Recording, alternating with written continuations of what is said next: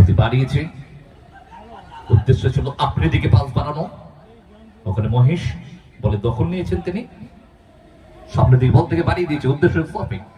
ততক্ষণে বল টাচ লাইনের বাইরে, থ্রো।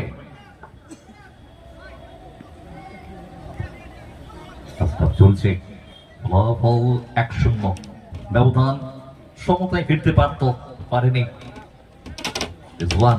মাঝ মাঠে খেলছেন তিনি, over pass back to Rizwan once again.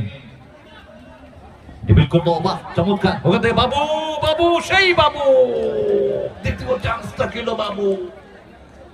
Shankar বাইরে বেরিয়ে এসে অ্যাঙ্গেলটাকে ছোট করলো, জায়গা দিল না।